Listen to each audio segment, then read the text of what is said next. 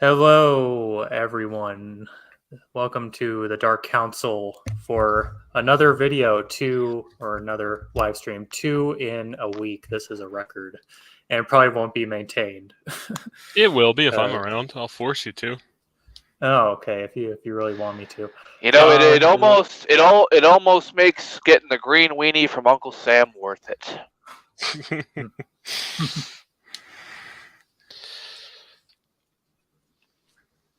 So our topic, yes. Would you like to introduce that, Darth? Yes. So our topic today, which I thought, I'm hearing an echo. Okay, echo's gone. But it will be on the degeneration of the castes because I saw this article. I'm going to share my screen, present. It's good that we have articles this time so we don't get off track. Mm-hmm. So I'm going to share. So I mostly... Can you guys see the article? Yes, we can. Yeah. So I saw this mulatto business going on. Constance Martin, the aristocrat, missing with her lover and baby, and just by the title with aristocrat, this made me think of Julius Evola's chapter in Revolt Against the Modern World. I think it was that book where he talks about the degeneration of the castes, and how in this Kali Yuga, or the Dark Age, the importance of castes has been degraded, and these natural hierarchy to all human life being eroded by the forces of evil and decay in this Dark Age. Which I just wanted to point this out. It's like you can clearly tell like this. It's like, I bet that this African stock individual, I wouldn't bet that he is part of the politically correct term is basketball American. Yes. This basketball American, but looks very much like, I highly doubt he is from aristocratic stock himself in Somalia or wherever he got pulled from. Well, then this woman, this English woman, she comes from the second highest caste in any civilization, aka the warrior aristocracy. And because of this, they had created a mulatto baby that honestly would be a Sudra if this was in India, or the Untouchables, because when you mix two castes of unequal nature, it doesn't elevate the child, of course, because nothing is elevated by destroying perfection. It just degrades it down to the lowest caste of an untouchable. So that's just what my thought process was, and I wanted to explore this topic with a panel. We will be having the Politicrat join us a bit later this evening. He's running a little bit late because he is a scholar in Evola, and he does understand the degeneration of the caste as well, for being a libertarian. Yeah, no, I'm sure there's no doubt inspired by your own obsession with your own noble blood. We can't be marrying any peasants, can we? No, it's not allowed. That's a degeneration of the caste and degeneration of the purity of blood. Well, of course. And I think one of the things, just a quick topic to start on, one of the things that leads to the degeneration of castes and the causality of this is the lack of clear distinction nowadays between the low caste and the high castes.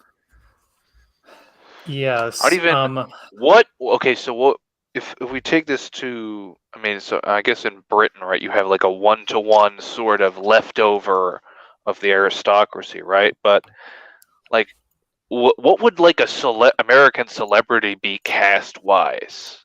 Like, I'm unconvinced of the aristocracy of celebrities. I believe that they're false. Yes. Yeah, they are. It's a false aristocracy. It is what I would consider the bourgeois attempting to usurp the aristocracy, the natural warrior aristocratic role. Because aristocrats don't shake their ass and sing songs about a wet ass pussy on the internet. Yes. I didn't even need to hear that sentence. But yeah, no. But yeah, there is sort of like, there is sort of like the parallel of like, white Valley girls talk about Taylor Swift, like Commonwealth women talk about the royal family, right? So there's a little bit of a symmetry there. But like, yeah, they don't really have any actual. They're just sort of there. But yeah, degeneration of the castes, right? So so outside of like Britain, where there literally was a feudal system, like in America, what is there to degenerate exactly? America was the cause, because you look at it, when you have all of these random people coming to America and intermixing with natives and blacks and all the different castes, you lose perspective of who is actual aristocracy, who is actual mercantile class, who is, you lose that sight because of the idea of the melting pot of different cultures and classes, and it's why America, I think, is doomed to fail on a basic level. Yes, I think for brevity of the audience, honestly, we're going to be throwing around terms like priest, warrior, bourgeois/merchant, and peasant. So these generally are the four castes, and sometimes you have a fifth slave caste, which are the untouchables. But generally in all civilizations, there's always four castes. The highest, they go in order of how close they are to God. The priest caste, of course, is the highest, and also be the fewest in number. Then followed up by warrior nobility, which is the second highest in closeness of spirituality to God. And fundamentally, it is also the cutoff point of the high and the low, of which one's oriented towards above and which one's oriented towards the earth. Then you get to the merchant/bourgeois class.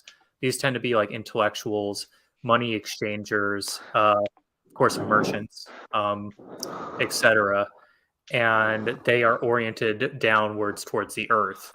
And then you have the most numerical caste, aka the peasantry, the ones who work the ground for their prosperity, but have no really higher orientation. So, just for the brevity of the audience, I needed to throw that out there. And then just to explain, like if we say untouchable, that typically is in like India, they'd be called a Sudra, which means that they were born of no caste, or they are the children of the gods because they have no caste, they have no place in society. And for like a Brahmin, aka priest, or like a warrior, it was actually unfitting to even touch a Sudra. So just wanted to explain that for the audience. So I'm sorry to kind of like derail the conversation, but No, yeah, I guess that sort of would have been necessary eventually. Yeah, it's good for the audience to understand the terms we're working with to disrupt any possible miscommunication of point. But yeah, I guess going to the cast, you could kind of see these before. I mean, we've never had rule of priests, but I mean, especially in America, a rule of warriors, where every general that wins a victory will run for president at least once, right? You have Grant, Zachary Taylor, Eisenhower. I think. What was Eisenhower? Even MacArthur thought of running for, right? So there is sort of this. Even Kennedy, who was just a lay sailor, still ran and won for president. Well, Kenny was an officer, which also, in terms of modern militaries, enlisted, I would say that there are some men of the warrior caste within the enlisted ranks, but generally, if you're going to apply this to modern militaries, the officer tends to have to embody that aristocratic soul. That's generally what type of role they are.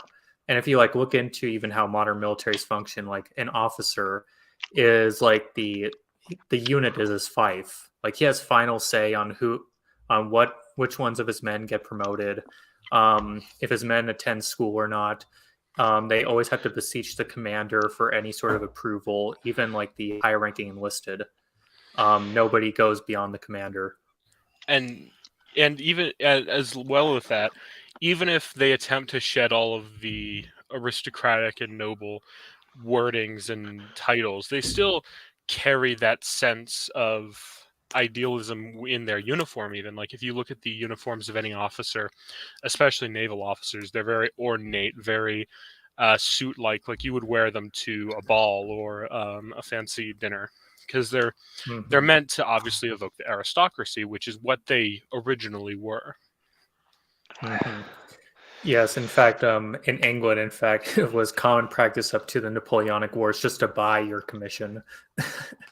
If you remember the aristocracy, you're the only ones that could really afford to buy a commission. So, but then, of course, the merchants started getting more powerful in terms of finance, and they attempted to wedge their way into the professional officer class. Unfortunately. Yes, it's always unfortunate whenever the merchants get their hands on anything. Well, yeah, and so I think even in so I'm a Civil War buff, right? So the West Point class of like the 40s, and I think like what's his name? He commanded at Gettysburg. He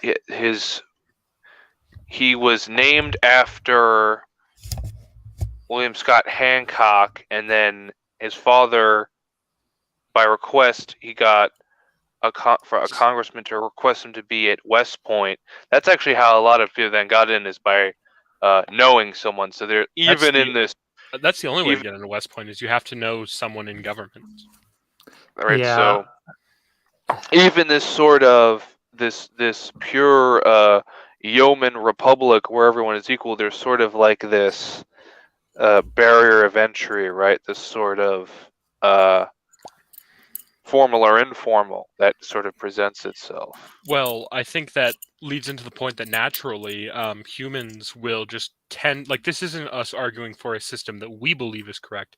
It is us arguing for a system that is naturally correct, because in every part of humanity, we have castes. We have aristocracy, royals, untouchables, and some peasants, merchants. That those castes appear in all human societies, and we naturally gravitate towards them. Even in the egalitarian future of the United States, it's always there's always some level. For like the peasants, it's the blue collar workers. For the merchant class, it's white collar workers. For the aristocracy, celebrities. For the royals, the government officials. We always naturally gravitate toward this. Even the libertarians agree with this. Hans Hermann Hoppe stated that there is a natural aristocracy that people would gravitate towards as natural leaders. And so even people who disagree with our points inherently still understand the basic human function of having a hierarchy of those above and below you. Yeah, yes. Or I mean, even in Charlemagne's series, right? So liberalism or Marxism, the whole point is like to destabilize this. But even bio-Leninism, right? You have a reverse aristocracy where the center is like the untouchable, the Sudra, isn't that what you said? And then the tippity top is the intersection of the marginalized people. And then it will evolve into basically a hard meritocracy after the regime has achieved ultimate power with this means, right? So there's always an aristocracy. And even like literally even in Soviet Russia, which was the best attempt at a kind of egalitarian system by the liberals, it was their best attempt. You still had a natural hierarchy and aristocracy. You had the general secretary, those secretaries of the Soviet Union like there was still hierarchy, and it was impossible to function without one, and it always has been and always will be impossible to function without one. Yeah, I mean, there are hierarchies within each caste itself too. It's like there's not just a blank aristocracy. There's barons, there's counts, there's always been rankings. The peasants are the same. Like the peasants will elevate their own like peasant Caesar, and that's kind of what Stalin was. He was like the peasant's Caesar. There's the house neighbor and the outside neighbor in the slave caste, right? Mm-hmm. Yeah, no, there's always a hierarchy because naturally humans, no matter how good of people we may think we are, we will naturally just default to I'm better than that group of people, so I'm going to elevate myself or people like me above them. That's just a natural human thing to do, and it's impossible to try and avoid it. And sort of on that point, I think even Christian metaphysics, right? It takes this all the way to God, right? So even like, right? So even Jesus, the Son of God, said, "Oh, I'm just basically doing this all at my Father's behest," right? So there's this sort of like, even the Son of God is looking up, but so God is looking up to his Father, right? But then so he is always looking down. So there's always like this sort of interplay between high and low at all basically levels, right? So yeah, though careful not to imply that the Father is more than the Son. I just like say a lot of people, especially in this egalitarian dark age, where the castes are inverted and all mixed up, and honestly, there's more sudras these days than there were in prior ages. There generally was always like a pyramid, like if you take a basic like social studies sociology class, they always describe the caste system as like a pyramid. And I mean, I don't shed that idea because honestly, like the pyramid is always looking up. It's like looking up to God. In fact, like that's typically what the monarch represented is like the bridge between this world and the next world. Especially like in the days of the Roman Empire, where it was like the Roman emperor had the title Pontifex Maximus, or the builder of bridges between worlds. And that's why it was always on top of the pyramid. But this was now today we have this inversion of this pyramid where peasant values and merchant values are supplanted above priestly and warrior values. And I mean that's. Oh, go ahead, Prester. Well, I was about to just quip, GDP, the line must go up, right? But but I was to the point of king be on the top, right? So in Orthodox, monarchs and emperors, during their crowning ceremony, they would be permitted, even though they weren't priests per se, they would be permitted behind the iconostasis in the sanctuary when the crown goes down on their head. So there was sort of in this sense where, this ancient meme of, the king is God's best friend or something, right? Sort of is expressed where, he does take on a sort of priestly role. What's that? The meme of, in liberalism, the state rules absolutely for the people, by the people, blah blah blah. But in monarchy, the king rules in the name of God, and it's sort of like a direct, without mediation, right? Without. Yeah. And I think isn't that why when I'll just use this example, when the Bolshevik Revolution happened, literally the Bolsheviks were considered antichrist because they opposed the Tsar. Mm-hmm. Yeah. I mean, many that was sufficient. I mean, the new martyr, the Russian new martyrs, basically say that the Russian people are condemned by God, basically, for allowing the Tsar to die. Also, by the way, I got technically the Indian caste system slightly wrong. Sudras are the peasants, and it was pariahs that are the untouchables. That does sound rather familiar. Yeah. Well, Yeah, and okay, I got that slightly wrong. So Well, retcon that whole I will. conversation. Whenever he says Sudra, I'm replace it with pariah. humble. Yeah, I'm humble enough to admit when I'm wrong. It's pariahs that are the untouchables, which just makes sense. Yeah, and going on to that point of religion, it's important to remember that the liberals and the Marxists and all of the cultural antichrists, they have figured out that the way you topple the traditional system, right, the castes, the way you dissolve them, is to attack the top, not just the king and the royalty, but the priestly caste, all of the priests and the clergy. And that's why when you have Marxist revolutions, they always go after the priests first. If you look at Soviet Russia, they started killing off Orthodox priests. If you look at Spain during the Spanish Republic, they started killing friars and nuns and more priests. So they've realized that once you flip that and once you dissolve the religious value, you start to lose the idea of the value in the nobility, and then in the merchants, and then in the peasants, and everything starts dissolving downwards into one mushy pile of garbage that we have today. Even like Hussite revolts and Lutheran stuff in like the Reformation, they would have they would have massive iconoclasts, destroy churches, kill priests, and then be like, what's that one English saying from that one peasant revolt?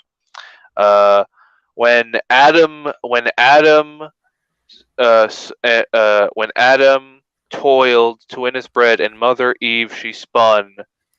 There were who was a nobleman? Where were the noblemen? Right. So there's a sort of and that's sort of kind of what led to communism, is sort of the Christian appeal to the poor DNA being abused by, first the Reformation, progressive Christianity, and then commies, and now this sort of global homo amalgam.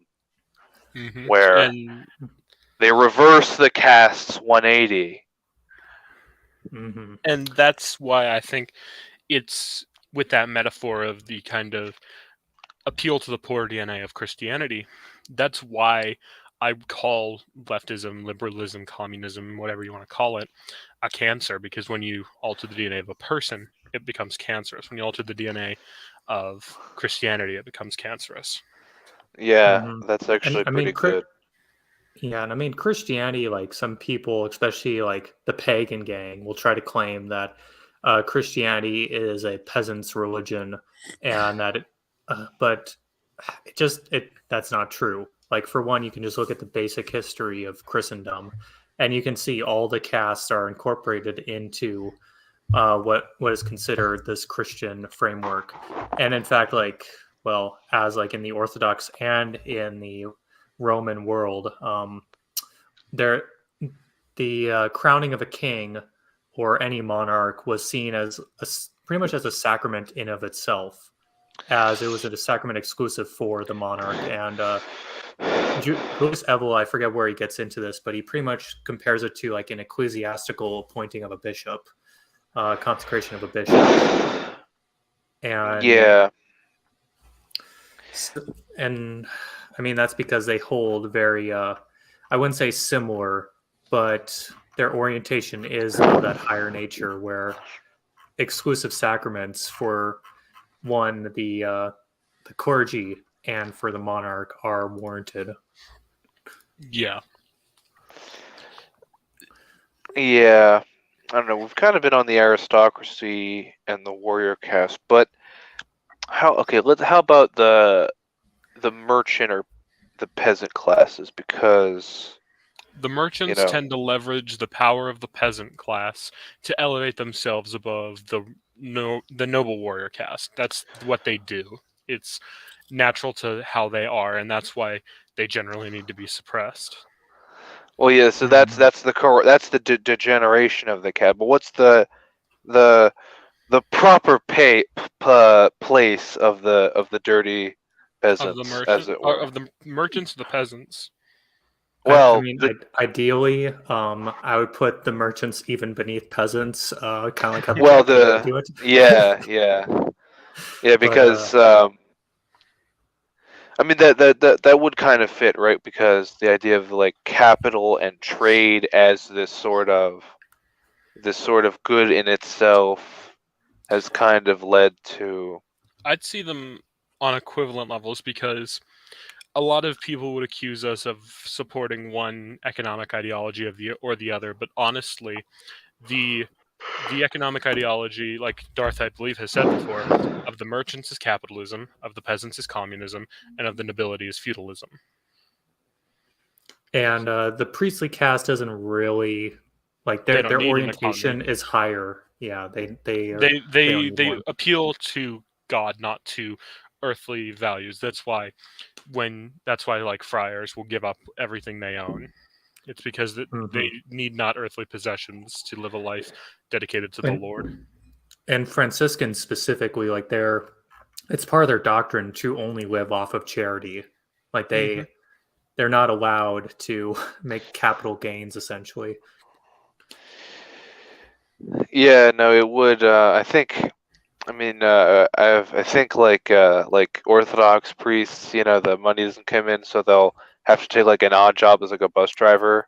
But he even says that like they're not supposed to like become like a businessman or something, because that's sort of like a corruption of their whole degradation and even like I'll be just like be watching YouTube and I'll see like a Christian channel. I think I like this guy, Inspiring Philosophy. He's prod whatever, but I watch him, and this is new exclusive video for financial supporters only. And I'm like, I mean, I don't know. We all, especially with the internet stuff, it's complicated. You got to make your Skrilla somehow to feed the kids, but that did seem kind of perverse, right? This sort of like, ideally, right? We wouldn't have religious and information based content, which is sort of necessary, being like one-to-one, like a transaction. Even like tithes or something, when they pass around those baskets on sticks in church, it isn't a one-to-one $10 for your Eucharist, please. It's more informal. It's more not a transaction, but there is a sort of lesserness of that sort of commerce. We have our fourth person coming on, Politicrat. Welcome, Politicrat. Hey, what's going on? So we are on the different economics of the castes right now, and how priests don't have an economic system because their orientation is higher. Is that something that like somebody has said before, or is that a conclusion you guys just came to? I mean, we roughly take it. Evola does talk about it. I know where roughly like the economics of each caste is like for peasants it's communism, for merchants it's capitalism. That's what I figured. I was about to ask if that's what it was. Yeah. Yeah, and for warriors it's feudalism, but priests don't have an economic system because their orientation is higher. But that's what we're on as of right now. And I wanted to mention this since we were talking about like when you give your tithe. I forget where I heard this, but it was roughly of the rich man could give like $1 million to the church, but the poor old granny who barely has a cent to her name gives a penny, and that's worth more in the eyes of God because she has less to give. And I generally apply that philosophy when it comes to like the idea of the tithe. Or even, but so you said about, there is like, what is it, among peasants that is communism. I mean, that is basically true. Like working class are not the kind of people to be like, yeah, man, I'll be like the kind of people to like lend you $5 and then ask for it later. Like that isn't real, right? So They're usually merchants, or I don't even know. Is Karen a caste? I don't know, but I don't know which cast. I probably put Karen in the What about wife so wait, merchant what cast. cast is Kevin Castley in? Scum, untouchables, pariahs. You guys didn't even know who he was until I Pariahs. told you guys about him. Okay, no. Actually, Kevin Castley. The first time I discovered who he was, it was his debate with that ANCAP Ace Archist a couple years ago. So I did know who he was. I told Kilhoun I'd try to organize a debate between them because he always does Castley when he's doing his thing. He's always like, "Oh yeah, you have all these idiots who are saying I shouldn't get to decide like foreign policy ideas because I didn't serve in the military." It's like, yeah, that's just a meme. Like, you don't have to serve in the military to be like that. Doesn't make your opinion any more valid. And I kind of wanted to bring Kilhoun on for that to see if the warrior cast could beat down. He's a peasant. He works at a grocery store, so. Wow. No, he's a pariah. He's not even a peasant. No, he says. I mean, he says he willingly works as a bagger at a grocery store because he likes the working class aesthetic. Wow, that is low. That is fucking low. Because the thing is, we don't despise lower castes, just like we don't despise higher castes, and it is absolutely unfitting to, firstly, disparage another caste like that, especially in the form of saying like, "Oh, I just like the aesthetic." That is horrible. Yeah, I mean, like the class aesthetic. This is like back to the Christian DNA in communism. What is the claim to fame of communism? Right? Is that that one painting of Lenin, basically talking with this peasant, or like, during the long march, Mao. Communism basically is just an aesthetic today too. That's like. Well, that is true, but I'm getting to the logos, the thing that they're trying to sell you. The truth that they're trying to point to, but they don't have it. They don't have it in their content. Is basically, is that sort of, and is the aristocracy? They're aloof. They're not. But something about us. But even you see, like Jesus went to the people as they are, appealed to their interests, and was there for them. And there were and. I don't know, are to some extent. I would hope. I can't find them, but aristocrats who serve that purpose, who are, I don't know. I guess man of the peoples is kind of an overused term, and sort of has cringy implicit populism. That's what I hear. Yeah. Cringy populism. But there were, I don't know what a better word would be. There were, nobles, aristocrats who were for their people, who were, even ironically enough, like what's the whole meme of Marie Antoinette? It was actually in reverse. She wasn't an aloof aristocrat. She actually started dressing more modestly and eating less and having less crazy banquets, so that she could give her more of her money and resources for the poor in France. And you see this a lot in medieval times and stuff. But not that a lib shit would ever tell you any of this ever. Yes. Not even like lefty. Like, I think like shit lib and lefty aren't the same thing. Or I agree with that definition, but I'd also say that I have just about equal respect for them. That's fair. Yeah. I wanted to get to this comment that I just saw. So if America is so mixed, how could you reestablish the old caste and even a new system? So this is honestly like one of the hardest questions, especially in a nation of pariahs like America, because we're so mixed in the castes. I would have to say that honestly the caste would have to reemerge kind of through the natural winds of time. Like the natural aristocrats are going to rise to the occasion given the opportunity. It happens like Napoleon is a great example in the chaos of the French Revolution. Like That was only temporary. much, Like, it doesn't last for very long. I guess it's only like maybe a generation's worth of power. yeah. But still, like he was born of the aristocratic class, but he kind of hijacked the revolution. That's kind of why I bring him up. And he reoriented it, let's just say, away from the liberal aesthetics of the revolution and more towards a generally higher purpose than the lower intentions of the Jacobins. He almost like synthesized like liberalism, populism, and monarchy. Like, no, Napoleon was the original sensible centrist. I think that's I don't even say that insult as to a joke. No, to the conqueror in question. But I'm like 100% serious when I say that is the best way to describe Napoleon. He quite literally is a That's- sensible centrist. that's pretty funny. But yeah, there is. Go ahead. But Sir. yes, I mean the it is so natural that if you didn't have bio-Leninist institutions, you Also, would we're having basically a lot. have implicit racial and economic and political things develop basically overnight if you didn't have this constant push for a sort of mixing of and declarifying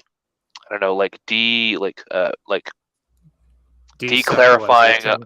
of like I mean now you can't even name who is the top general of any branch of the military. I couldn't tell you, but like I mean you used to be able to because it wasn't all just or or I don't want to go like full free market libertarian, but like the best business owner would basically rise at the top if you didn't have, and likewise, the warrior is gonna conquer, the best peasant is gonna do his work and gonna achieve his means, right? But we need to understand that. Oh, No, yeah, go on. no, I was going to say because like that's different. Because it's different now that we in the contemporary period think about war differently than we used to, even more than like 100 years ago, where we did actually have like celebrity generals still, basically. But either way, that is kind of like a new thing because back a long time ago, military leadership was reserved either for the aristocracy or for those who managed to somehow prove themselves that they were worthy of that command. Because I mean, of course, even in the Middle Ages, Europe was still more socially mobile than like any other civilization that had existed before in history. Nowhere near as much as it is now, but still compared to others. But for the most part, you'd be an aristocrat of some sort. But now it's just like you have the Senate who's appointing generals and stuff, and but even the aristocrat being a warrior crowd, because I think there's an internal logos and a reason for that, because like the being sovereign, right? Sovereignty, even not the ancients, but also even in the Bible, every time sovereignty is described, a sword is in the sentence somewhere. Romans 13, the state does not bear the sword in vain. I have not come bring to peace, but a sword to separate. Right? So statehood. There's a reason Thomas Hobbes, if you've received the cover of Leviathan, very famous. It's the king like rising above the city. The people all make up his body. He has a scepter in one hand and he has the sword in the other.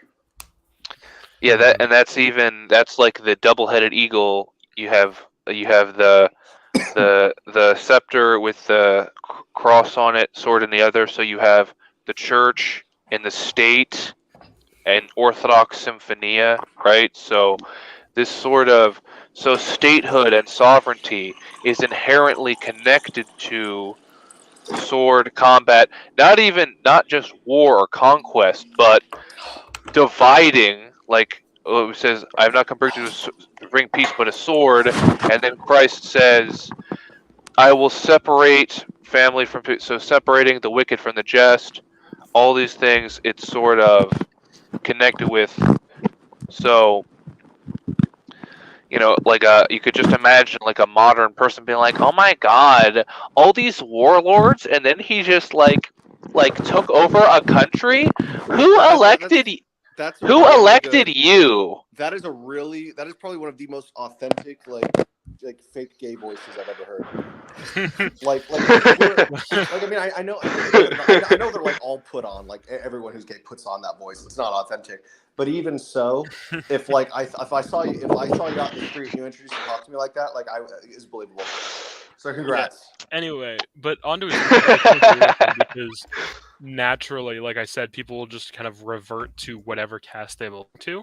So, given enough time, a society will find its way back to its origin. Mm-hmm. I also want to bring this point up. I do believe that people can be born of one caste but have the spirit of another caste. Agreed.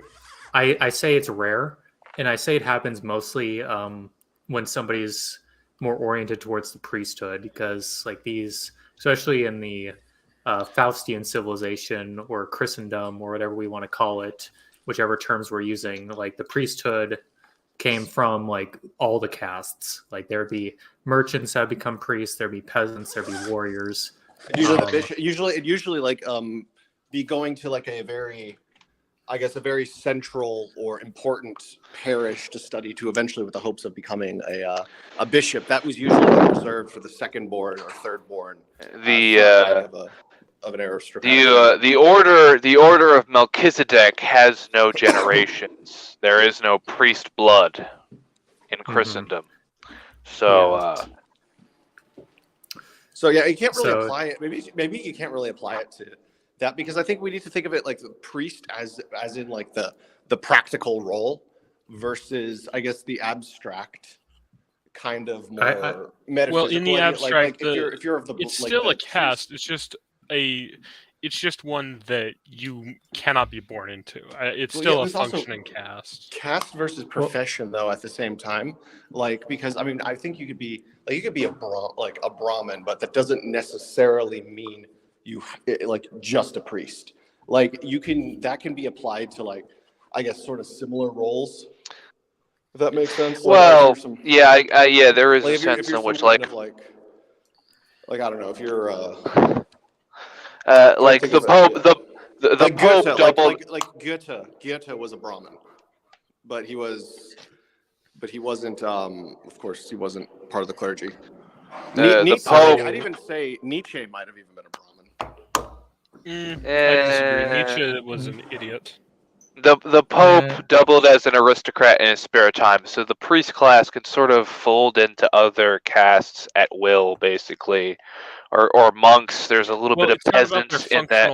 It's not about their functional role on Earth necessarily, because people will often operate outside of their own caste. But what the difference is that the caste is the natural soul. Yeah. And what you will gravitate towards as a soul, right?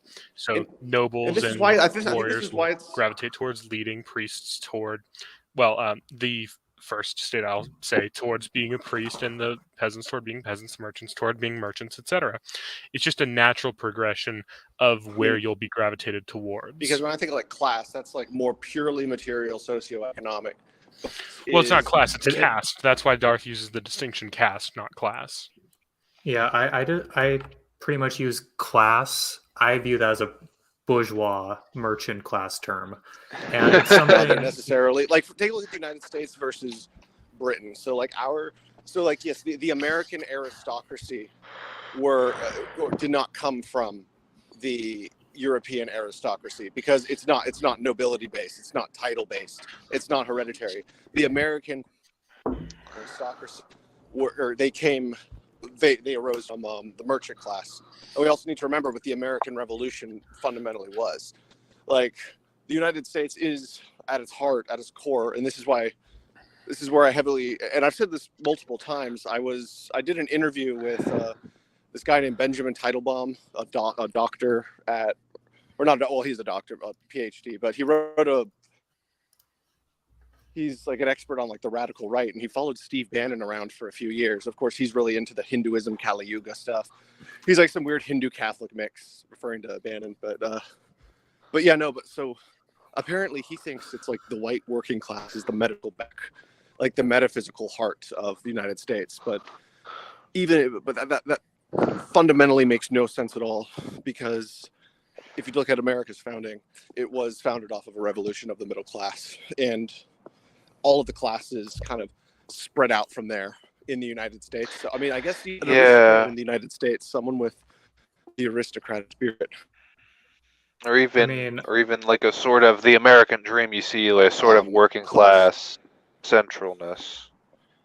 Yeah, and kind of like how you'd have the natural aristocrats of a like, let's say communism ended up working, they would have, of course, that elite would have emerged from the proletariat. So I think there's a difference between like the practical economic concept of it versus, I guess, more transcendent.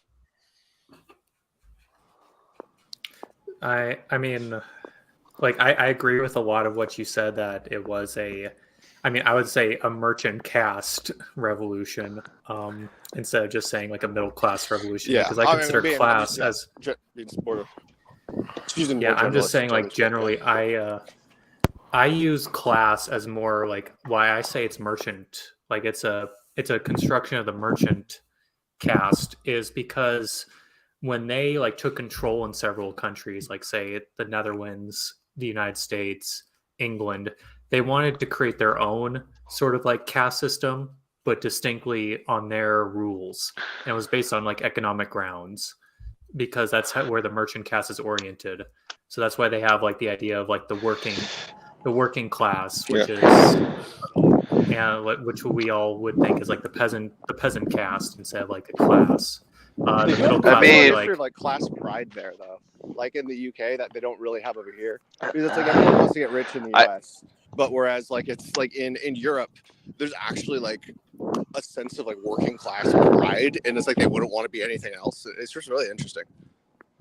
Like it's part of their culture. Like for them, it is like a fundamental part of certain people's cultures and their identity, their socioeconomic class, and it especially manifests itself among the working class. I mean, it's America. Sort of the whole point is that, man, wouldn't it be cool if we got rich? But Oswald Spengler called us a bunch of dollar snatchers. It's probably on the money there, but there is sort of this on the money. I think the most like 1-to-1 aristocracy would probably have to be, and this is probably an unoriginal opinion, but like antebellum South, where you literally have, I mean, the South was literally colonized by basically the second sons of nobles being like, I can't. It was the wealthy aristocrat. Like you never really saw nobles who like came to the Americas. I mean, they had no need to, because they already had everything that they. Why won't these? And then that's where I was going. So you have this aristocracy of wealthy people with serfs in finger quotes working for them. You have this sort of poor pseudo white farmer yeoman thing, and then the heights of this sort of civilization is, in the Confederacy, right? Jeff Davis, the president, was a Mexican War veteran, and he was so much of a micromanager of the war effort, he literally didn't want to be president. He wanted a command in the Confederate Army before he was made president. So they're like the warrior sort of nature of the government. I mean, and who even knows Jeff Davis? Did you ever heard of him in public school? Of course not. You heard of one man, Robert Edward Lee, right? So I didn't go to public school, but either way, I learned about him. Right, so I'd have been able to identify the name. Right, he was definitely the aristocratic exemplar of the South, and honestly of the entire American continent at the time. But most of the people, they like ended up building their sort of aristocratic networks there. They weren't many of them did not have noble blood. Like George Washington, for example, clearly an exemplar of the warrior caste, both in terms of his statesmanship and in terms of being a general. But he was literally descended from French Huguenots. So. Mm-hmm. I mean, also I wanted to bring up, like, we can even look to this in more recent times, like George Smith Patton Jr., aka General Patton, as most people know him. He was this exemplar. Like, he carried himself like an aristocrat. Like, it's mentioned like from other people's descriptions of him. It's even like he himself even described himself an aristocrat, and he wanted to be like an exemplar of like a true aristocratic officer. Like this spirit in America lasted up until like the end of World War II. It couldn't really be killed for the longest time until what I would say would be the like the merchant caste infiltration of the officer class in the United States military, where they imposed the bachelor degree requirement in the 1960s by the legislature, and that fundamentally killed the aspirations of the warrior caste to become officers, because they weren't oriented towards like academia. They were oriented towards they were men of action. Yeah. So it's like, I mean, especially in like, Civil War, or not even just that, like World War I or World War II, you would eventually get high enough if you survived long enough in certain engagements, right? I mean, it was Nathan Bedford Forrest went from private to general in 3 years. Or even like Nathaniel, what's that one guy at Little Round Top on Gettysburg? He was shot during the siege of Petersburg, and he was given brevet brigadier general because they thought he was going to die soon of sickness. So they would just give him a big promotion. Boom, right? That is gone now. That idea of like giving a war hero a promotion because he's about to die. Yeah. There's no one and everything, and it's so it's all kind of cringe now. But and this is, I mean, noble blood. This is the thing, right? So, I mean, it is sort of like a liberal meme, but it does have a relevance, right? Most liberals are just, wrong. Most nobles are basically in Europe. Most noble lines are basically whoever Charlemagne allowed to be, right? Any knight is one he knighted, right? So, haha, a liberal sees this, oh, it's all fake, see, don't you know, I'm a social contract. But they're real realities that presented themselves and will, is someone buying something? Is that a register? Yeah, Politicrat. What the hell? Okay. He's literally working at a checkout, bro. Oh my god. Well, I guess we know what caste he is, but right. So the castes will reproduce themselves in any society, right? So that is sort of the curse, blessing. Yeah, I was just 7-Eleven. Sorry, I went to go get some beer. Oh, wow. He's not even needs to get drunk. I could use some malt liquor right now. Shit. No, you know what I got? I got literally the stuff that, like, the lowest, basically the beer equivalent of like the lowest caste. The peasants. The beer. pariah. No, even worse than that.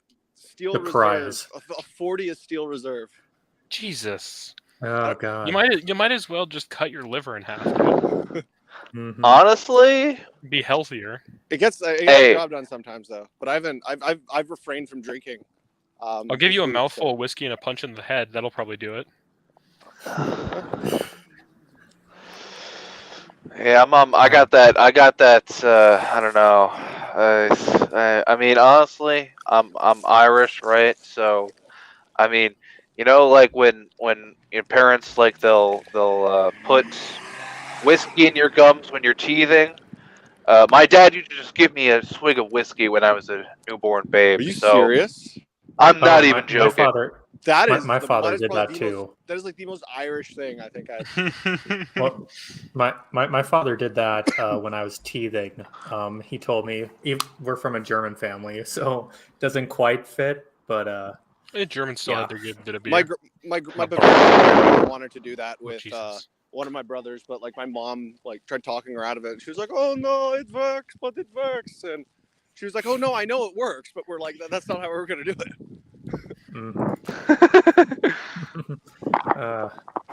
By the way, we should just turn into Italy. Kids should be able to drink.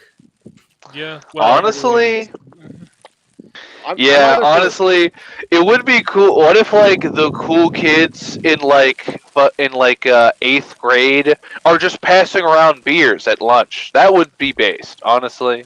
No, okay. In Europe, it's fine. People will go like on their lunch breaks and get a beer, but here that's like a big. You know what I think it is? I think it's Protestantism. Honestly, I think the sort of like pussyfooting around alcohol. Well, yeah, like I said, it's Protestantism. The existence of Puritanism leads to this sort of, you know, I mean, we the whole thing about why Puritans suck. It's Cromwell. Cromwell is the reason why we can't just go out for a beer. It has to be like this. I mean, I heard Baptists. He didn't ban alcohol. I don't think he banned alcohol. The Baptists are very hard on alcohol, but the Puritans were 100% hard on alcohol. No, did they? I don't think they wanted to ban it though. No, they did. And if I may, I'd like to include the greatest quote about Puritans ever. The only thing that scared a Puritan more than a Catholic was the thought of anyone, anywhere, at any time having fun. Yep. No, the thing is, it was funny when I was a kid, because I was always a big history buff. The Puritans always pissed me off ever since I was like 6 or 7. Like they just made me extremely mad. I didn't know what. Like I guess I do know why, but either way. And so I was like, oh my god, I'm glad people like this don't exist. And then after that, the evangelical neighbors up the street moved in, and then I discovered, oh boy, I wish I'd like to bring back, like, resurrect John Milton and put him in that house instead. But, rather have that. By the way, Brian, literally go hang yourself. Me? Okay, wait. What did he say? He said, me, a Baptist listening to this who is also against alcohol. Yeah, no, alcohol is part of our religion. So. Yeah, I'm sure. I'm sure when it says Jesus turned the. I'm sure it was grape juice all the time. I am sure it was grape juice.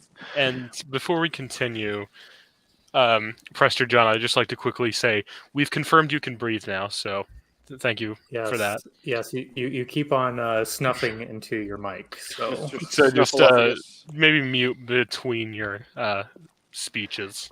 If you insist, mon commandant. I mean, I just prefer to have my ears.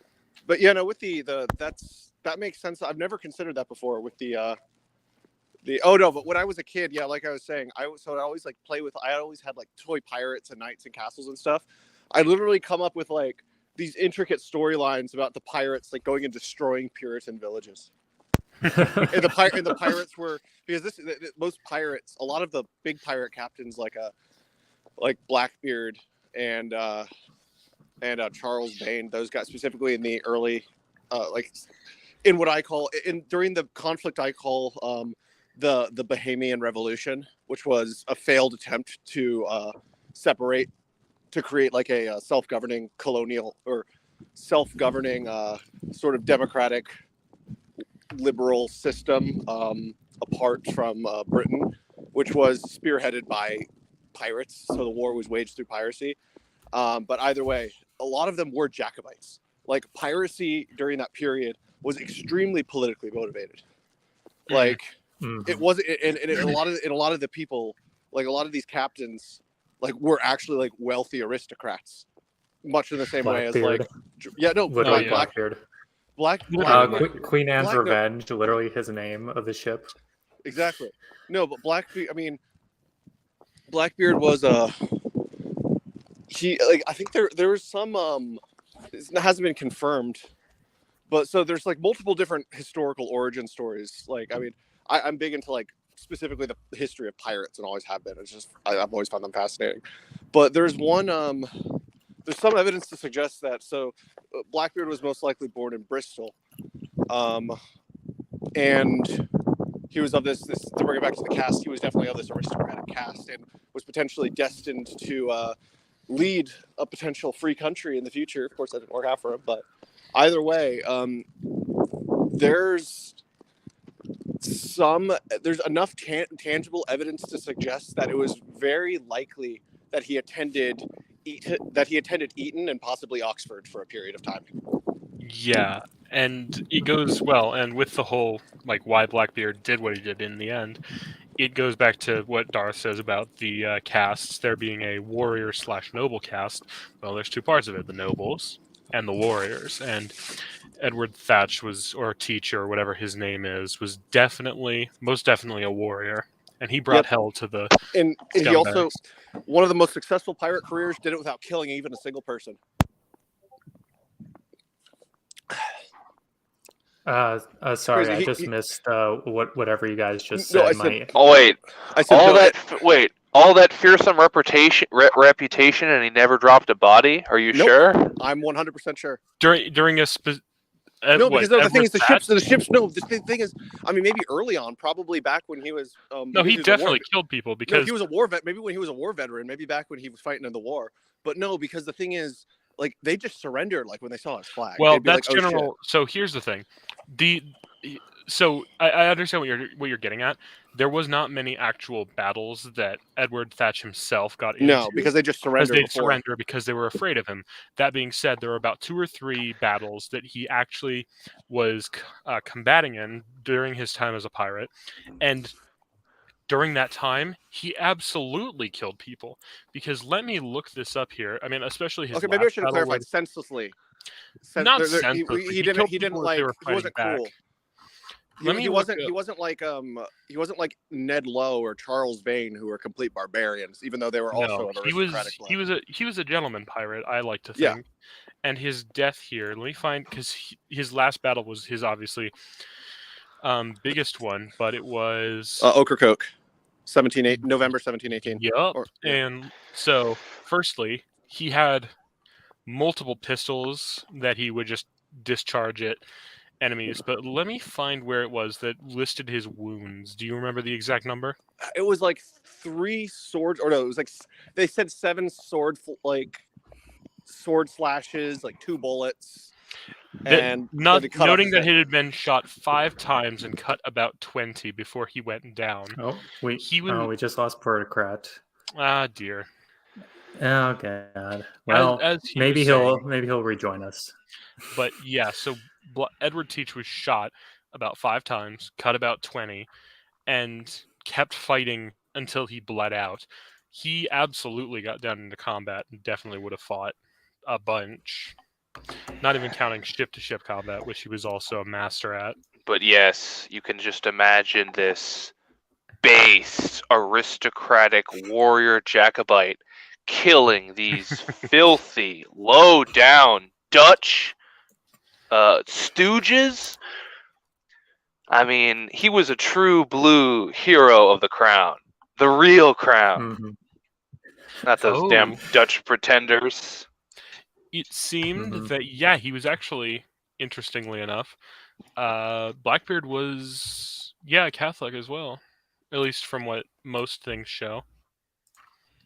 Because he definitely was not supportive of the current regime. What canonized when? Canonized when, bro? Let us pray to Blackbeard for safe travels on the seas. Yes. Yar, me laddie. It's just like how we pray to a very funny bald Italian man because he's supposedly in heaven. Oh, I definitely trolled on that front on Twitter. I was talking about how I pray to Columbus for safe travels. And honestly, we already have someone with that name who's a saint. What is it, Saint Columba? He was like an Irish. Someone Columban. Someone like so. There was a Irish who apparently, even in like the 700s, went to America or something like that.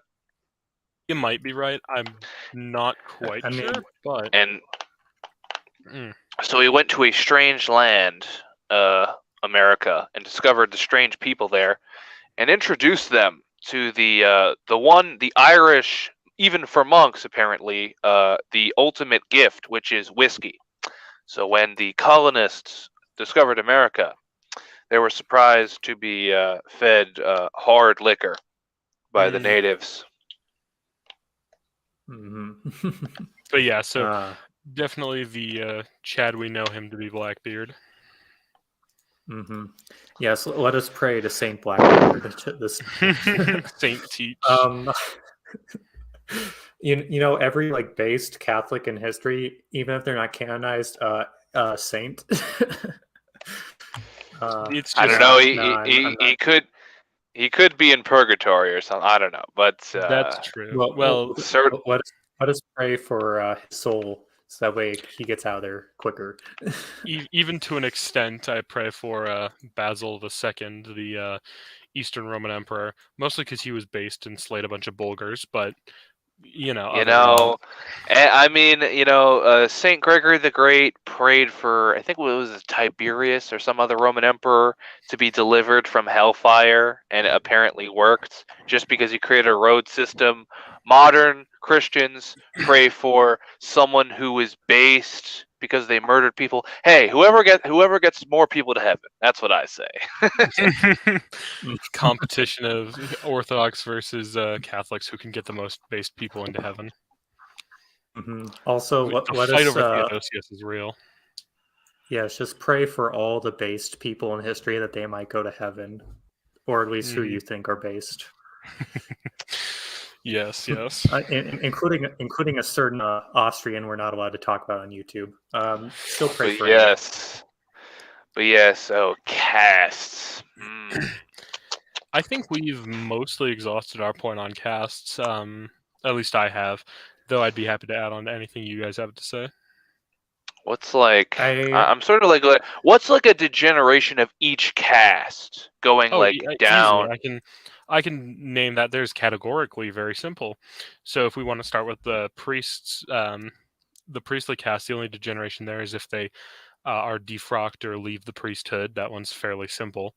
But the real interesting is when we get into the natural born castes. So when you have the warrior noble caste, that is easily degenerated by marrying down or participating in activities of the lower classes like communism and liberalism, and like I think Prince Harry Citizen Harry Mountbatten. Well, his children are pariahs because he married a different caste woman. So his child is well. Yeah, he is a great example of the noble caste being kind of what's the word I'm looking for here? Disintegrated. And he's a beta male soy boy. So either way, there's no saving him.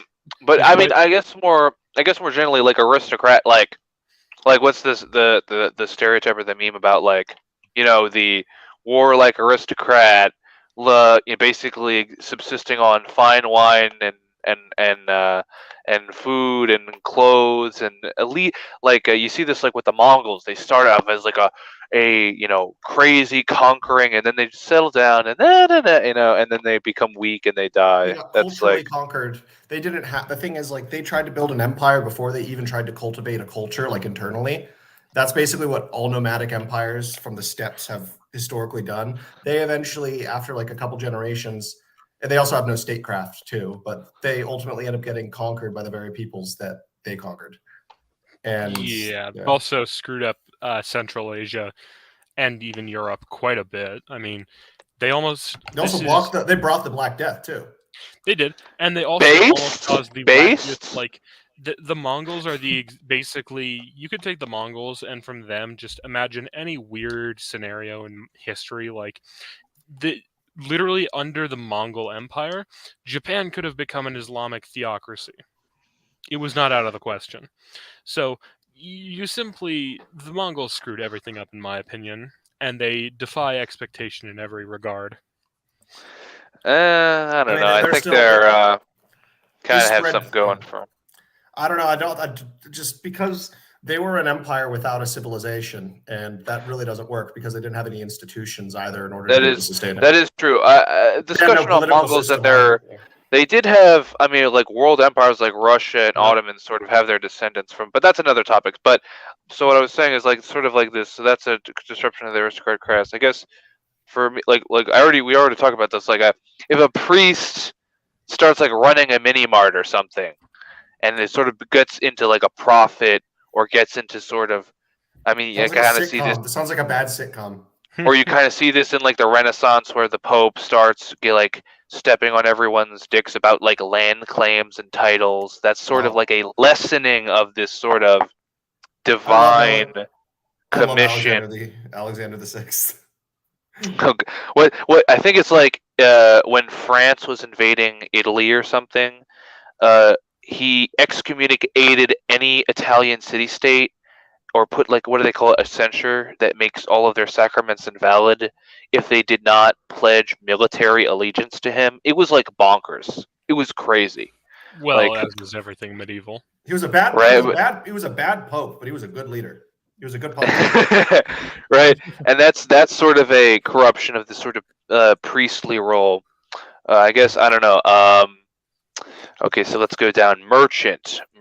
So it's Can I actually say something? Because I know a second ago before I cut out, my thing ran out. Yeah. Go ahead. We're talking about pirates, but it was Yeah. the idea about how a lot of them did come from the aristocracy, but there was one in particular who came from the aristocracy and proceeded to go in the direction of people like Blackbeard. But the thing is, he was fundamentally just he was basically accidentally born into an aristocratic caste, but really just had the mind of a failed merchant. Is Major Steed Bonnet from Barbados. Oh, I know who you're talking about. I'd agree. I'd say that he had like Darth said, how you can be born into the wrong caste. He was a merchant born into the noble caste. Yeah, and the thing is, but he literally paid his crew wages. He started out by getting his ship via a timeshare, and Oh he my wanted to get away God. from his wife. That it is actually the ultimate midlife crisis. That's what it was. No, I'm serious. He became a pirate due to a midlife crisis. That is. I'm not even being tongue in cheek by saying that is actually what the situation was. Yeah. Wait, wasn't he from? Oh my God, he's in Assassin's Creed. I remember him. Jeez. Yeah. I already knew who he was by the time I played Assassin's Creed. I was like, oh look, it's all these pirates I know about. Mm-hmm. Yeah. Well, anyway, back to that's another example of degeneration of the castes, actually, which brings us to the merchants. They can. Well, what happens is that they have a nasty habit of making everyone else degenerate, usually through liberalism or communism. And the peasants, with their peasant revolts, tend to do the same thing. I think of like Civ 3, your city. No, there was civil unrest was broken out in your city, and it does that for like the next 100 turns. So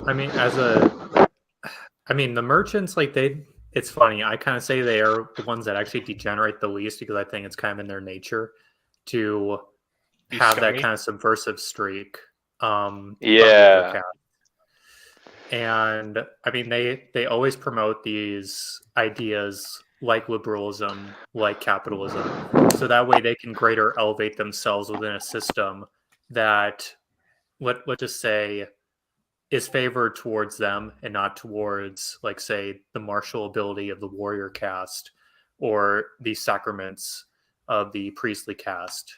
So, it's funny. The merchants don't degrade as much as the other castes, because they're that just would be my scummy people. I guess like a degradation of the merchant caste is if somehow they gained an aristocratic soul, or if they just or if they took up the life of a peasant, maybe. I feel like that's that. I feel like that's the case with like I think of Jeff Bezos would be a good example of someone with a merchant soul who rises and becomes an aristocrat, but is still fundamentally a merchant. I don't think of him as an aristocrat. I think of him as thinking of himself as an aristocrat. He thinks that he's a nobleman.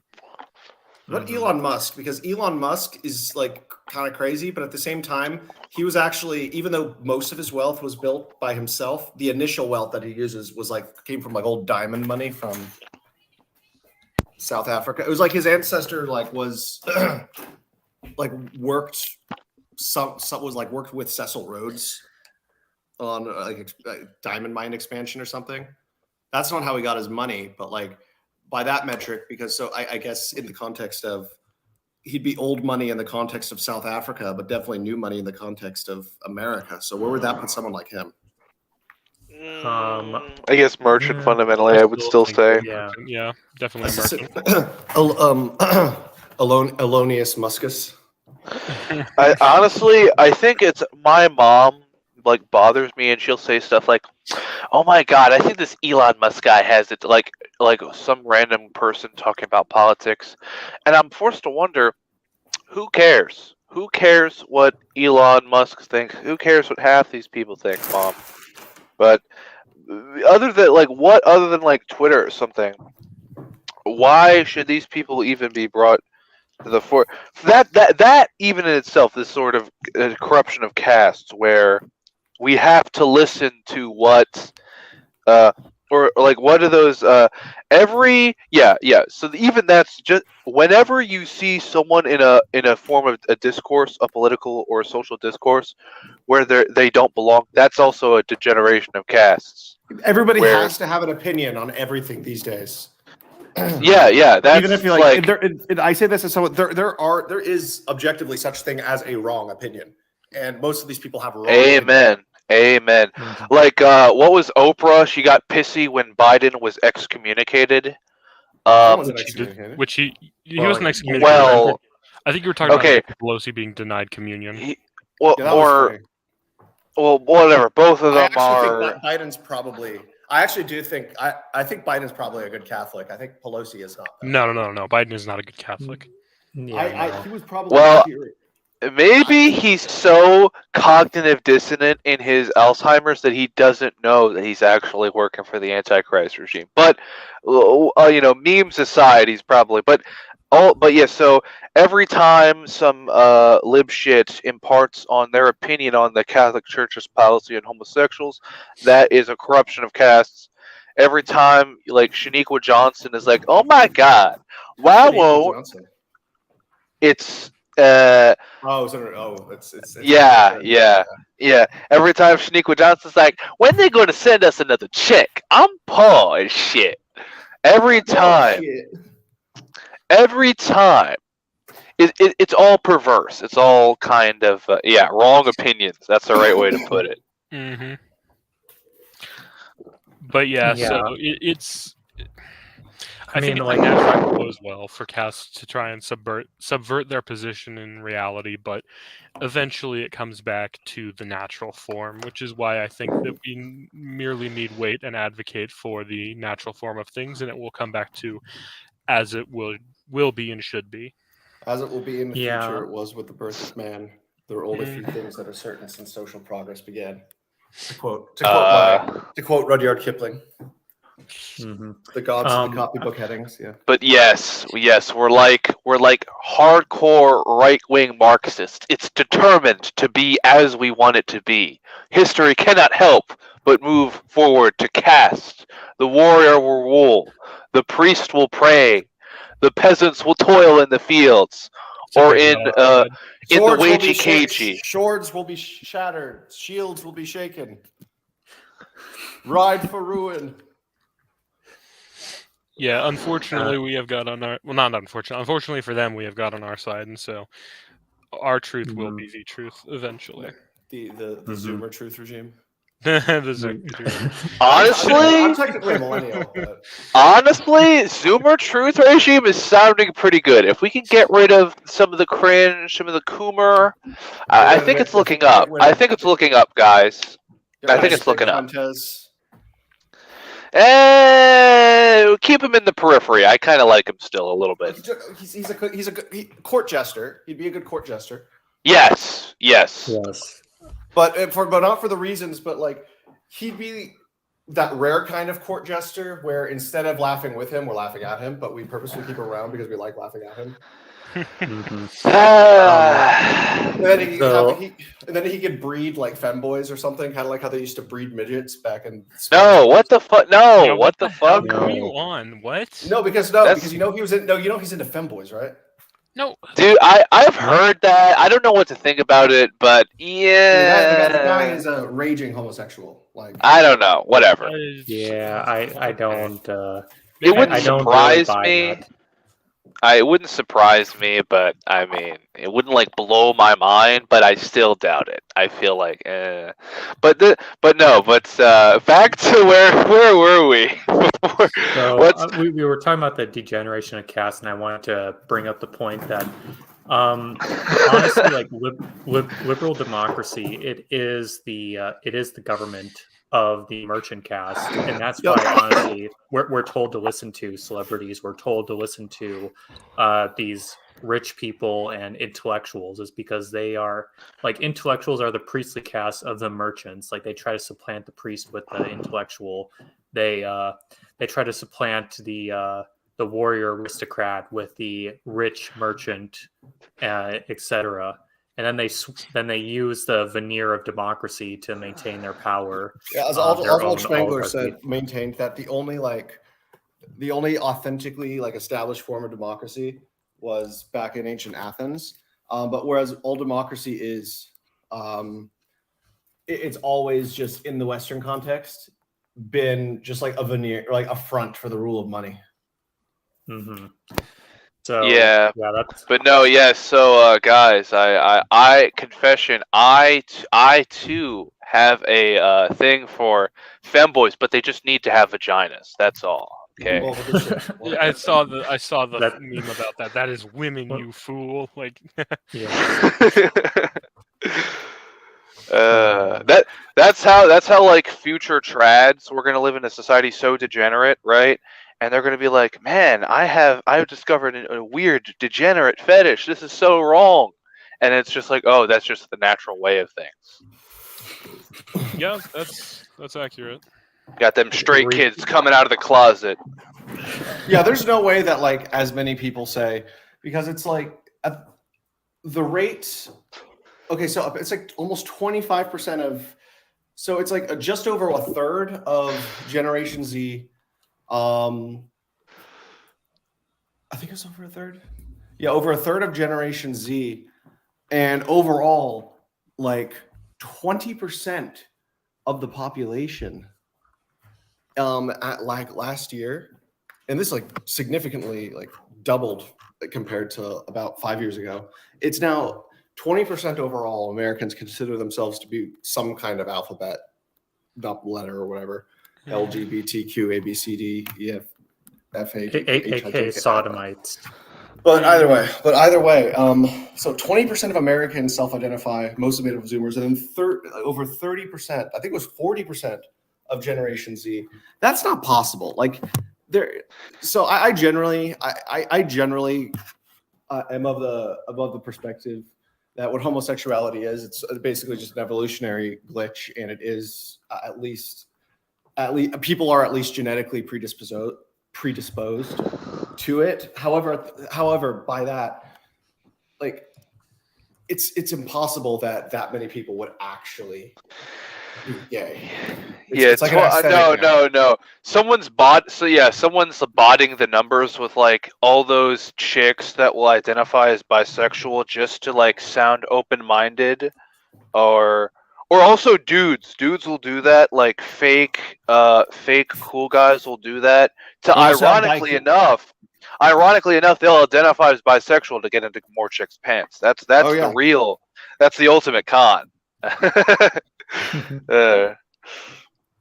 Yeah, it's a sad distortion of reality brought on by cultural Marxism that needs to be reversed, and I think will be in the near future. I think honestly, like we have entered, or we are entering, the death of civilization, in the cycle of civilization. So I think it's going to be with us, but it's just a symptom of our downfall, and whatever civilization will come out of the winter, hopefully will be back to this natural orientation of things that we. Well, yeah, that is. But when I think of something like and so I think it's even like with trans issues, I think it's actually even more severe than it's played out to be in terms of just like the I guess the like what is fundamentally problematic about it.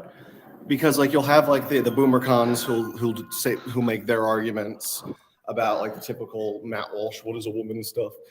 But then people seem to forget that it is at its heart a form of Gnosticism. Yeah. Yeah. A lot of people are pointing that out. And same with in other ways though, QAnon is also Gnostic heresy. Yeah. That's what these are. Secularized. It's secular Gnosticism. But yeah, back to the civilization. I don't know, because there's a distinction to be made between death of civilization and death of society. So of society, right? So in one sense, the collapse of Rome in the West, not much changed on the ground, but in the sense of the Roman civilization producing itself, that stopped. But so we're playing a part of that, right? But on the ground, right, our churches, our communities, our edgy Discord servers, those hopefully are going to have continuum in this new civilization. And I, for one, am going to claim my noble title, Aristocrat 100%. I'm going to be Lord of Dirkshire. I don't know where Dirkshire is, but I'm naming at least one place on God. Dirkshire. Yeah, goddamn right. No, Duke of Dukeshire. No, douche of Dukeshire. We'll create why not? They just print out Duke differently in the future. Deuce of Dukeshire in my Trump impression, okay? And I'm gonna have the strongest peasants. No one's gonna have stronger peasants than me. Will they make sure that they get Medicare for all? Listen, Joe Biden's a really good friend of mine. However, I think he's wrong, and he's being bought out by the millionaires and the billionaires and the 1%. No, wait. The 1/10 of 1% in this country. 1% in this country.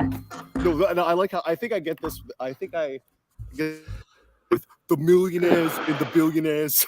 Oh, you've got the impression down. That is good. But no, so back to and this is one thing I noticed once, right? So think about like the mafia in America. What is the mafia? It's literally a reproduction of feudalism. You have like what is it? You have like the Don. He's like the king. Then you have capos, nobles. Then you have made men. They're literally knights. Literally. And they go around and they do exactly forcibly what knights would do, which is collect protection. And you had to be pure Italian blood to be a made man. And a Catholic.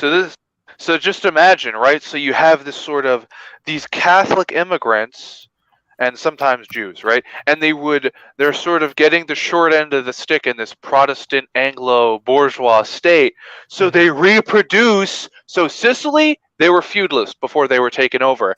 And the economic turmoil that came from Italian unification, they started fleeing to America and reproduced what?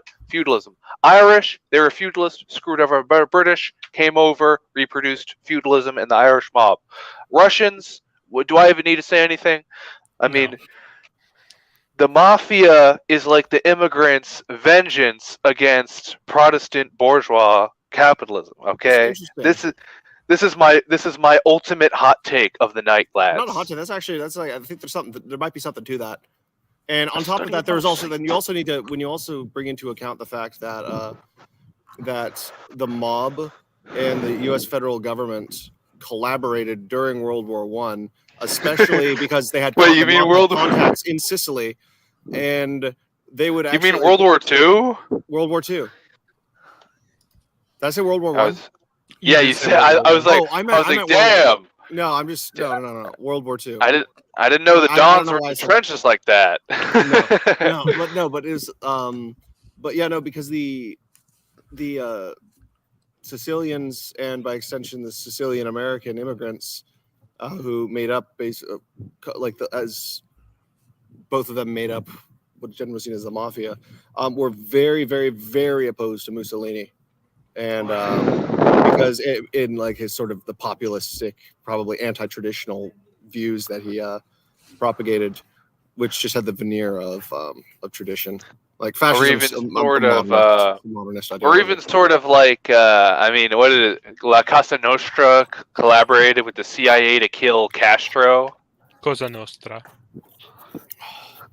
So I mean, I was about to say I don't speak Mexican, but then I was like, Jesus, no. no. I was gonna say it as a joke, but then I was like, wait, no, people might think I'm serious. No. but yeah, so yes, the final right-wing reactionary take is actually the mafia is based. Public enemy is liberal propaganda. Okay, I'm sorry, guys. The economist James Buchanan wrote the public choice theory guy. He actually wrote a really good essay called "In Defense of Organized Crime," where he argues that organized crime yeah. It's better. It's also better for the community than like corrupt police departments. I think more community focused too. I think we've kind of wandered off point as we've made our point clear. So I say that's what always happens. It's always what happens. So that's why I'm here to bring order to things. So Yes. I think that we've exhausted the point. I think that this has come to its natural end.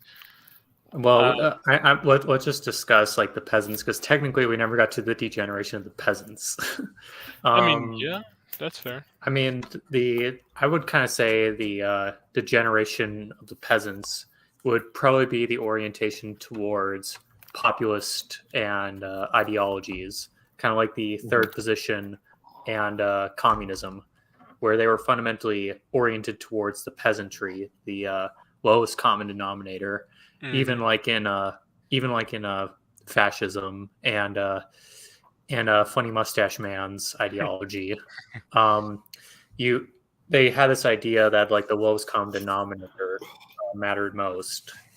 It was always like the average German or the average Italian or the new Soviet man, and they always attempted to like recreate like this universal type of humanity. It was LARPy. Yeah, very LARPy.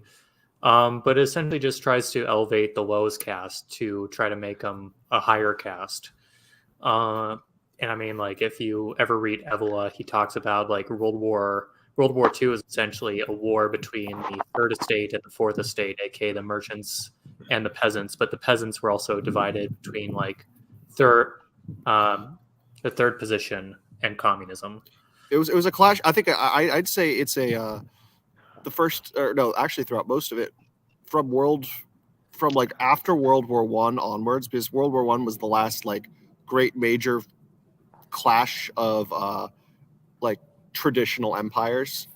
But I say that the rest of the 20th century was typified by a clash. It was basically, okay, the entire 20th century is more or less defined as being the struggle between the three great ideologies of the Enlightenment, the triad of the Enlightenment. That's liberalism, communism, and fascism. I would say World War I was more of like a war of the castes, and then World War II was the ideology. I don't think caste really had much to do with World War I.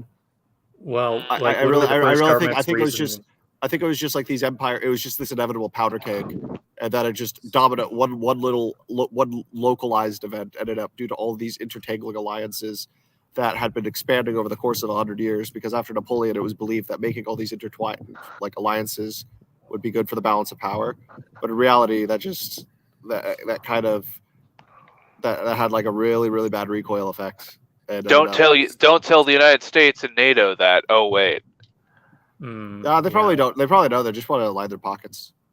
No, but actually, on that number though, like about to like corruption of caste, you even kind of like, so I don't know. This might be a little bit of a jump, but like, sort of like this, like in like I don't know. For example, like right now with the Ukraine war, both of the party lines. Even like the anti sort of like, oh my god, so the aristocrat warrior class, the people who bear the sword, who understand sovereignty and all that. They should be guiding and their mindset and their, it's not like we can never ask the regular Joe on the street what he thinks, but sort of everything. I mean, what was Trump's most popular thing that he ever did is give like a check to Tyrone and Shaniqua. Like this is silly, right? This is a corruption of the cast, and then or like what like the meme war, or what about the Ukraine conflict or whatever is like, who should we listen to? The sort of merchant world order line about something freedom, or should we listen to the boomer, the gas prices are too high, something so, like both of these are sort of not where the discourse of sovereignty. It's a false dichotomy. Yeah, sort of. So the aristocratic sword bearers should be in the room talking about sovereignty and right and wrong, but instead we have peasants and merchants fighting over for who's king of the Who's king dung of East? pile. Who's king of East Russia or West Russia? Yeah, or whatever, right? Yeah. So. Yeah. So yeah, I mean, I honestly would say that both sides are fighting for their versions of Boomer Truth, because Russia ultimately has their version of Boomer Truth, which was based in the Soviet Union's dialectic that we were the ones that crushed fascism, and fascism is coming again in Ukraine. That's actually their version of Boomer Truth. Yeah, that is true. People forget that. I mean, the boomers in Russia think fondly of the Soviet era, right? So they do. There is boom, but because they're two different civilizations, they were on different sides of the Cold War. Boomer Truth is literally different on each side, and I guess you could still pick favorites if you want to, but ultimately we can't be of the mindset of being like, the Ruskies are like our guys. Like, we can't be like a leftist during the Cold War who, like, the idea was that you could just visit Russia and become a Soviet citizen and they'd give you, like, what was that? That was like Jonestown. They were planning to escape the USSR, and then they got disbanded otherwise. Honeymoon to the USSR or something. Yeah, like that's the kind of shit. Yeah, what is it? I think Endeavor's in Russia. I mean, I hope he has a good old time, but that isn't feasible or even probably a good goal for the majority of us gamers, or I don't know what the dissident right or something. I don't know, but yeah. So what I wanted to bring about that is, like, it is still fundamentally a war between, I mean, I would kind of say if you're in the NATO line, it's more of a merchant caste war. And then if you're on Russia's side, it is kind of a fourth estate war. It is the peasantry, because it is still like this populist, we must defend the ethnos against, like, I don't know, like the merchants coming to the cringos. The cringos. Yeah. So it's I don't know. That's actually an interesting thing to point out, because the ethnos is sort of a peasant level thing, right? Like, what was it like in Russia? The Rurikid dynasty were like Germanic Vikings ruling over Slavic. So sort of for the majority of history, like, the aristocracy could be completely different. Oh yeah, the Normans. The Normans over in, like, when they were ruling after William the Conqueror, like for 200 years, for most of that period, there was like a major, like, there was a big language gap. Like, it was very infrequent that you would have the lords who were all Normans, like the new elite, talking with the Anglo-Saxons, because because they couldn't speak the same language. Yeah, I mean, this is why I'm not against different languages for different castes too. I mean, that you see that in India as well. Like they have different, like, dialects of based on which caste you're in, Even because the they're taught UK in. sort of had that to a much lesser extent, but different accents for the aristocracy. Yeah. So yeah, I guess like ethno-nationalism is also a degeneration of the caste too, of specifically the fourth estate, because that's all they really have. I wouldn't say it, because I mean, ultimately we don't want to. Would it be wise for the Norman lords of England to just be like, let's bring in tons of French peasants to overrun? I mean, but that's the thing, is that you can have the natural caste interests express themselves on their own levels, but you can't have like the aristocrats, or the peasants come into the aristocrats, or the merchants claim to be the aristocrats, or the priests try to act as merchants. All this is perverse, and all this is a corruption. What about the happy merchants? Yeah. Yeah. We're on YouTube. We're not supposed to mention the happy merchants. How dare we? Ooh. Let's just say our large-nosed money-collecting friends are. Oh God.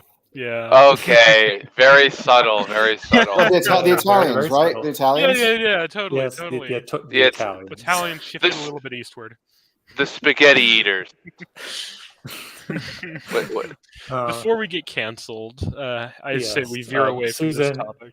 Susan, we are not talking about a very specific. Susan, forgive us for our sins, please. We ask you humbly that you not ban us.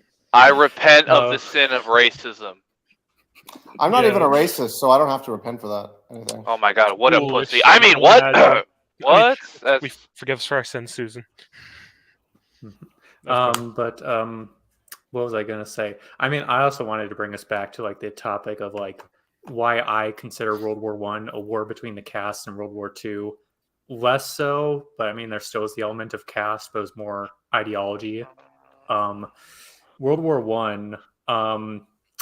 I mean, like, what did you have? You had the German Empire, you had the Russian Empire, and you had the Austro-Hungarian Empire. They were peak examples of the remnants of the Second Estate, or the warrior caste, still in power, to a lesser degree in Germany, but still, they still were fundamentally oriented towards the warrior aristocrat. But then, what did you have in the Western powers, specifically like France, England, and the United States? Well, literally, Britain went to war against Germany, and they agitated Germany because of GDP.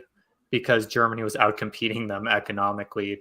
There's many accounts of British ministers wanting to subvert Germany or go to war against Germany, so that way they don't beat them. They knew the British knew, or at least the military and political elites knew that Germany was going to go into Belgium, which was by this point basically. Well, that was a casus belli. I mean, that was. Have you read Kaiser Wilhelm's memoirs? No, I have not. Exactly. No, but I'm saying there's a reason why. There's a reason because that was one of the alliances that Britain had. Like if it was like always if Germany invades so and so like that, like a Belgium, and Britain would have to go to war. No, but there was this. What I'm saying is like they probably knew that was going to happen and purposefully did not take efforts to prevent it because they wanted an excuse to go to war with Germany. No, not even still. So what happened is that. So British prisoners of war were shivering and when they were taken, and they had no winter coats. And the Germans are like, "Why did you have no winter coats? You're going to war." And the POWs would tell the German officers, "Oh yeah, we were supposed to get them in Belgium." So the British Army was storing clothes and supplies in Belgium because they expected to be in Belgium. So before the war happened, the British Army was making preparations to fight. So it was not just like a simple tactical thing. It was sort of like the cynical, and even I think this has been pointed out. Even guaranteeing Belgium's independence was faulty. It was never guaranteed. It just said that it had to be neutral, not that it was independent. It was basically a de facto protectorate of the UK. No, not really. I mean, UK had to all powers. UK had to play it off like that, but ultimately its war justification was BS because. Well, yeah, no, but it was still basically a protectorate. I didn't say they were protecting it like that. That's how it functionally behaved. It wasn't officially part of the British Empire, but Britain definitely exerted hegemonic influence over it in such a way that it behaved like but the formal treaty that it cited as justification for war because, oh my God, you invaded, it's so it's supposed to be neutral. It can't be put into any alliances. It never said that. So, aka the British are the bad guys of World War One. Basically, that's what. I mean, also like there were accounts of British ministers way before the war and actually like decades leading up, trying to instigate a war with Germany, so that way they could prevent Germany's GDP from toppling Britain's economic place in the world. But not the GDP. Yeah, not the GDP. That's totally a merchant justification for war too. Like that. That's why like London was considered. Yes, they had the veneer of royalty and aristocracy, but it was effectively ruled by the merchants who just supplanted the aristocracy through entropy. And the bankers. Yes. The Italian bankers. They were all Italians. Yes, all Italian. Same with over in New York. They're totally like, all Italian. Rothschildo. It's like yeah, Maioro Rothschildo.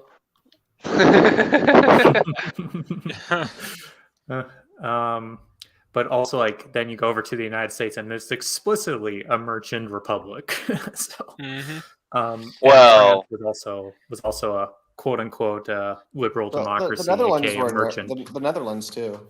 On its best day, it was a yeoman republic, but America hasn't had that many good days. So, America is a sad, depressing place that needs to be fixed, and it will be soon enough. Yes. Second American Caesar when? Dude, we need an American Sulla first. Elon Musk. No. Well, it already had like a pseudo Caesar with Lincoln. I mean, if you read that and you don't. FDR was America's first dictator for life. Yeah. Literally true. Lincoln was also kind of because Lincoln was not that great. Lincoln was a scumbag. He was. I remember I did my presidential rankings. I put him at a 31, and I showed a bunch of people, and they're like, "Oh my God, that's so low."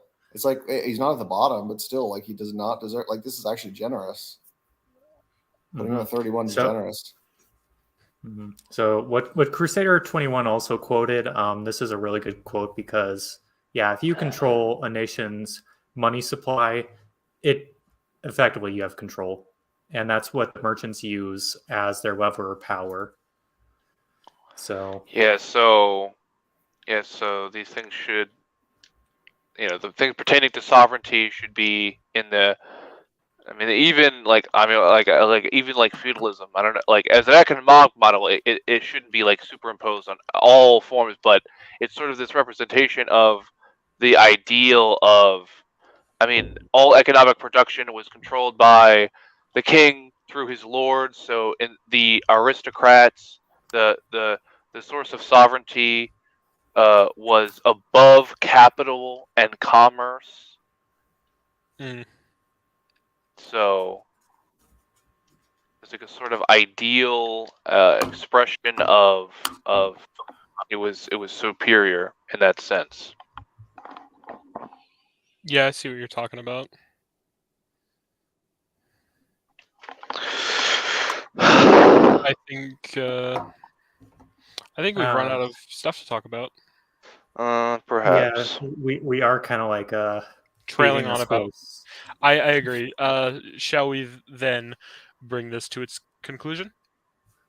Yes, gentlemen. Do you have any outros? I guess I can edit any like Twitter thumbnails and YouTube channels in the description at the end of the stream. Follow me on Twitter. I'll be in the description. I'll give Darth already has my ad, so he'll put me in. Other than that, just Twitter. All right. I'm the Politicrat. You could follow or subscribe to me here on YouTube. I make Politicrat content. I also have a Twitter. come follow me. I had to replace the L with a capital I though, because my last account got banned after I insulted a Chinese foreign minister. But I mean, yeah, that's pretty much it. Oh yeah, no, there is another Politicrat out there. It's some like BLM like YouTuber or podcaster or whatever, who even though he gets like 3 views a video, he always comes up before me in the search results, both on Google. I think that's Susan. I think that's Susan playing her hand. Yeah, probably. I don't know if it's the algorithm or if they purposefully know like who I am and think I'm dangerous.